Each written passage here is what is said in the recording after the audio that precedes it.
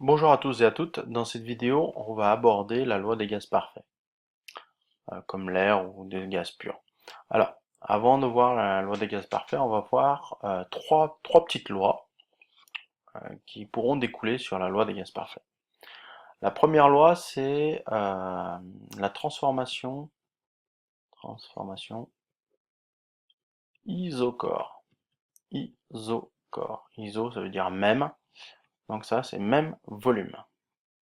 Même volume, c'est-à-dire un volume constant. Alors je m'explique. On va prendre une bouteille, voilà,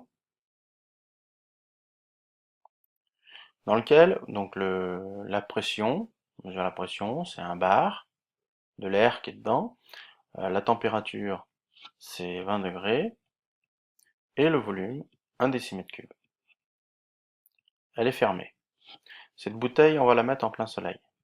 Qu'est-ce qui va se passer? L'air qui est à l'intérieur va monter en température. Comme le volume est constant, hein, elle ne peut pas grossir la bouteille, ben, qu'est-ce qui va se passer? Ben, c'est la pression qui va augmenter. Alors mettons que la température de l'air monte à 40 degrés Celsius en plein soleil. Le volume reste constant, 1 décimètre cube. Et bien la pression, qu'est-ce qu'on va pouvoir observer? C'est qu'elle est de 2 bars. Elle double aussi. Donc on va en déduire une première loi, c'est la loi de la pression divisée par la température reste constante quand le volume est constant. C'est aussi la loi de Charles. La loi de Charles, on l'appelle aussi. Transformation isochore, c'est-à-dire un même volume. Hein, un même volume, le volume ne bouge pas. Si on augmente la température du gaz, la pression du gaz augmente. Voilà. Maintenant, deuxième loi, c'est la transformation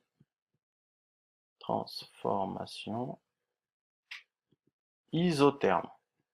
Isotherme. Donc ça veut dire même température. Température constante. Température. Alors, prenons un exemple. On va prendre un piston. Voilà. Hop. Là, on a un gaz avec une pression de 1 bar, une température de 20 degrés et un volume de 1 décimètre cube. On va pousser le piston, mais de façon très très lente, de façon à ce qu'il n'y ait pas d'échauffement. Qu'est-ce qui va se passer? Alors, on a le piston, on va réduire le volume. On le divise en deux, mettons. Donc la température reste constante, ça c'est important. Le volume, il est de 0,5 décimètre cube. Et bien on s'aperçoit que la pression, ben, qu'est-ce qu'elle va faire? Elle va augmenter, elle va doubler. Donc on en déduit que le produit de la pression par le volume est égal à une constante. Deuxième loi. Ça, c'est toujours à température, pardon, je le fasse, c'est pas bien propre. Température constante, ça c'est important. Transformation isotherme. Ça, c'est ce qu'on appelle aussi la loi de Mariotte. La loi de Mariotte. Voilà. PV égale constante. Alors maintenant, troisième transformation. C'est la transformation isobar. Transformation isobar. Ça veut dire même pression. Même pression. Pression constante. Alors pour ça, on va prendre un petit ballon. Voilà. Dans lequel on va mettre un gaz, de l'air. La pression 1 bar. La température 20 degrés Celsius. Et puis le volume 1 décimètre cube. Voilà. Et ce ballon, on va le mettre en plein soleil. Qu'est-ce qui va se passer? Le ballon, il va gonfler. La pression, elle est identique, 1 bar, même pression. La température, on va dire qu'elle est montée à 40 degrés. Et ben le volume a doublé, 2 décimètres cubes. Donc on va en déduire la relation.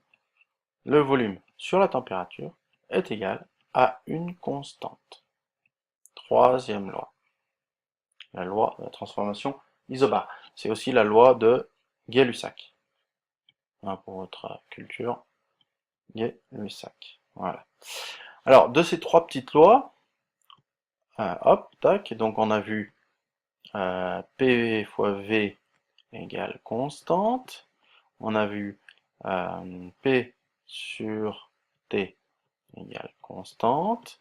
Et on a vu V sur T égale constante. On a vu ces trois transformations. Donc là, c'est la transformation isotherme, isochore et isobare. Donc de ces trois transformations, on va en déduire la loi des gaz parfaits, c'est-à-dire le produit de la pression par le volume divisé par la température d'un gaz est une constante. Voilà, ça c'est super important.